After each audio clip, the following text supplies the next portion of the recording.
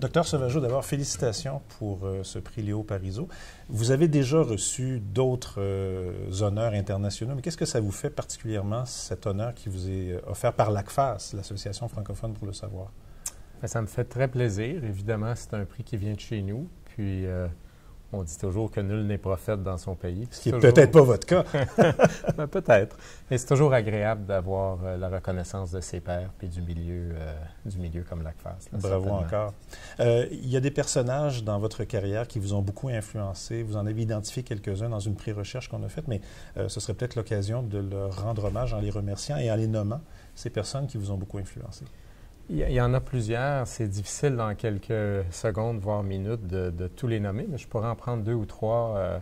Entre autres, mon superviseur de thèse, un physicien, Keith Humphreys, à l'Université de Colombie-Britannique, qui a vraiment amené une approche plus de la physique, de perturber l'environnement à la biologie. Puis ça m'a beaucoup influencé. Je dirais Michel Bouvier, le directeur actuel de l'IRIC à l'Université de Montréal. Michel est quelqu'un qui a vraiment amené en milieu académique la découverte du médicament. Et ça, c'est un mariage qui est rare.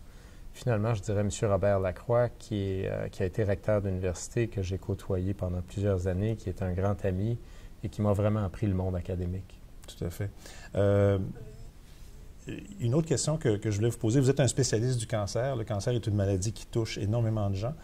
Quel est le principal obstacle qui nous empêche d'atteindre l'objectif de l'abolition du cancer?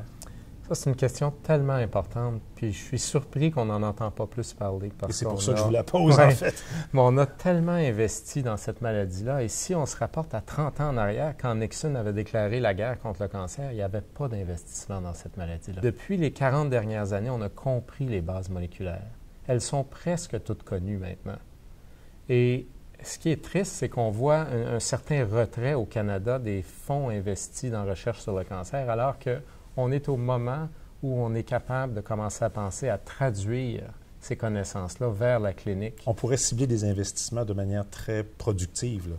Je ne sais pas si on devrait cibler, mais une chose est claire, c'est que c'est le moment d'investir plus que jamais parce que ça va payer plus que jamais pour la santé des gens, pour la connaissance, puis surtout pour traduire. C'est comme si on avait rempli 90 du bocal, puis au moment où il reste le petit 10 à donner, on arrête. C'est vraiment dommage. Oui, mais je peux comprendre la population qui a vu tant d'années s'écouler sans résultats concrets. Et regardez les 4-5 dernières années, là, on les voit, les résultats. Mais là, ça débute. Et il y a peut-être un cynisme qu'il faut contrecarrer, là. Je dirais même qu'il y a des médecins que je côtoie qui ont ce cynisme-là, qui vont nous dire, voyons, c'est impossible, c'est trop compliqué, le cancer va toujours trouver une façon de s'évader. Puis on s'aperçoit de plus en plus que ce n'est pas le cas. On peut guérir ces maladies-là avec des thérapies ciblées, avec le système immunitaire, et c'est faisable. Et on y est. Il faut investir. C'est un cri d'alarme que je lance là. Bien, j'espère qu'il va être entendu. Dernière question que je vous pose. Vous êtes un grand sportif. Vous faites beaucoup de vélo, vous faites du ski et ainsi de suite. Est-ce qu'il vous est déjà arrivé, alors que vous pratiquez un de ces sports-là, d'avoir une idée qui vous a fait avancer dans votre recherche? Alors que vous pensiez à toute autre chose, soudainement, quelque chose est apparu qui vous a permis d'aller plus loin? Oui, je dirais à plusieurs reprises, ça m'arrive parce que c'est toujours un moment de réflexion quand je pars en vélo le matin. Et je me souviens, entre autres, une fois, j'ai vraiment fait 1 + 1 + 1, puis j'en revenais pas en arrivant au labo de me dire « c'est incroyable de ne pas avoir pensé à ça ». C'était tellement simple. Puis effectivement, quand on l'a testé, c'était la bonne chose. Donc oui, ça arrive souvent.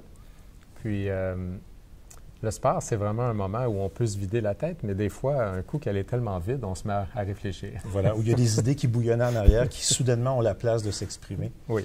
Félicitations encore une fois pour ce prix. Merci bravo beaucoup. Et puis bonne continuation. Merci à tout le monde.